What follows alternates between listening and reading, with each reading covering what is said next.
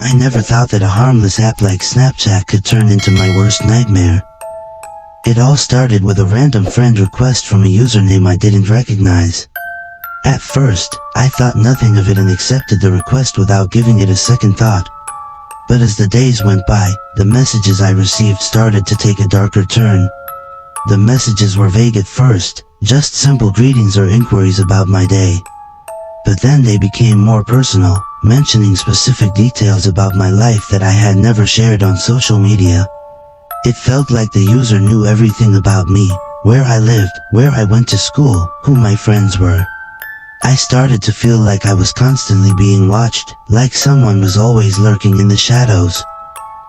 One night, I received a message that sent shivers down my spine. "I'm watching you." I frantically looked around my room, but there was no one there. The feeling of being constantly surveilled was suffocating, and I couldn't shake the paranoia that consumed me every time I opened the app. As the messages grew more threatening, I realized that I was being stalked by someone who had invaded my digital world and now seeped into my real life. I tried to block the user, but they always found a way to come back, more determined and sinister than ever. I couldn't escape the feeling of being hunted, of having someone out there who knew everything about me and was watching my every move.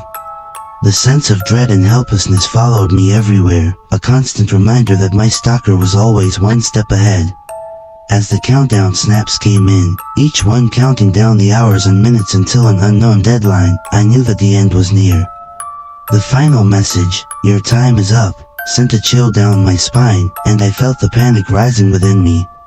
I was trapped in a digital nightmare, with no way out and no one to turn to. The terror of being stalked on Snapchat was a waking nightmare that haunted me day and night, a reminder that the digital world could be more treacherous than we ever imagined. It was just an ordinary day when I received a snap from an unknown user. The snap was a blurry photo of a shadowy figure standing in the corner of a dark room. At first, I thought it was just a prank, a friend trying to scare me.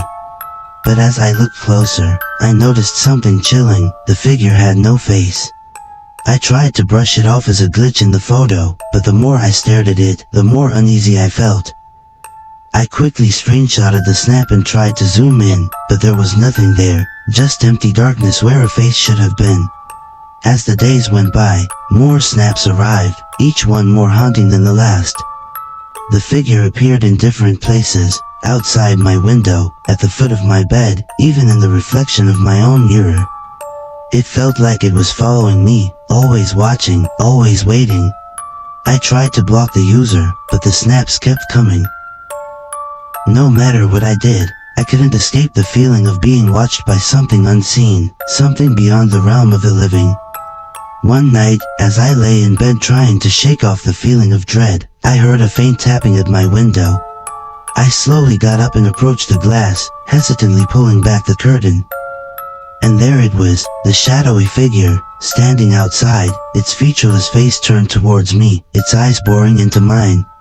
I screamed and backed away, but when I looked back, it was gone. I was alone in my room, the only sound the pounding of my heart in my ears.